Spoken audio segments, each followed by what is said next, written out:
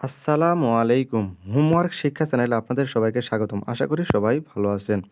আমরা পদার্থবিজ্ঞান 1 নন মেজর বইয়ের চ্যাপ্টার 3 এর ধারাবাহিক লেকচার দিতেছিলাম। আজ একটা ম্যাথ দেখব, সেটা হচ্ছে প্রমাণ করো যে tau equal I d omega by dt. ঠিক আছে? এটা আমাদেরকে প্রমাণ করতে হবে। অথবা একটি ঘূর্ণনশীল বস্তুর জন্য প্রমাণ করো যে tau equal 1 d omega by dt. অথবা প্রমাণ করতে হবে যে প্রমাণ করো যে টাউ ইকুয়াল আই আলফা।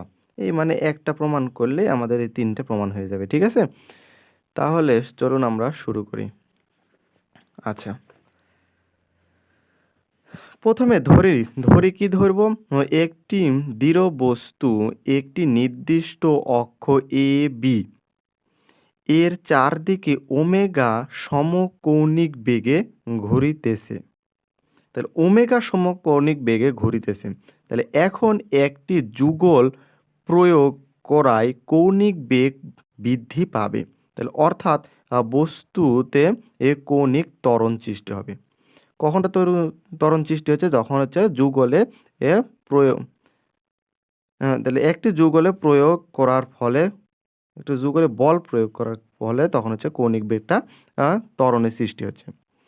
ঠিক আছে? তাহলে ধরি এই বস্তুটি, তখন তো আমরা ধরে নিচ্ছি বস্তুটা কেমন, যে M1 M2 M3 ইত্যাদি ভরের সমন্বয়ে গঠিত ও কণাগুলোর দূরত্ব যথাক্রমে R1 R2 R3 ইত্যাদি।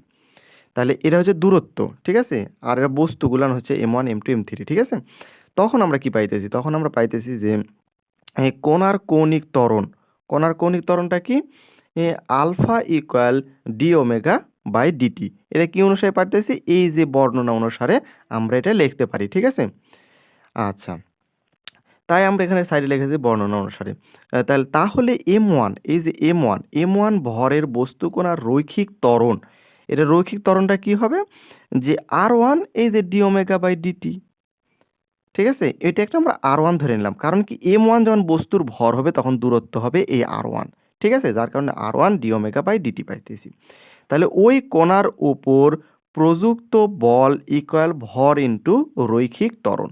তাহলে ভরটা কি? ভরটা হচ্ছে M1 আর হচ্ছে রৈখিক ত্বরণ। রৈখিক ত্বরণটা কি এখানে আমরা নির্ণয় করলাম। ঠিক আছে? তাহলে ভরটা হচ্ছে M1 আর এই পুরা মানটা আমরা এখানে ইনপুট দিয়ে দিলাম। ওকে? আচ্ছা। তো ঘূর্ণায়নের উপর ক্রিয়ারত বলের ভ্রামক। তাহলে ঘূর্ণায়নের উপর ক্রিয়ারত বলের ভ্রামকটা কি? এর সূত্র আমরা জানি, বল ইনটু ঘূর্ণায়ন অক্ষ হতে বস্তুর দূরত্ব। ঠিক আছে? এটা আমরা সবাই জানি। তাহলে বলটা কি? তাহলে এই যে বল আমরা এখান থেকে কিন্তু নির্ণয় করলাম। প্রযুক্ত বলটা কি? এই পুরা বল। এই বলটা আমরা এখন ইনপুট দিলাম। তাহলে ঘূর্ণায়ন অক্ষ হতে বস্তুর দূরত্ব। তাহলে ঘূর্ণায়ন অক্ষ হতে বস্তুর দূরত্ব কত? এই R1। এই যার কারণে আমরা এখানে ইনটু দিয়ে R1 লিখে দিলাম। ঠিক আছে? তাহলে M1 থাকলো R1 গুণ করলে R1 এর উপর স্কয়ার। তাহলে ডি ওমেগা বাই ডিটি থাকতেছে।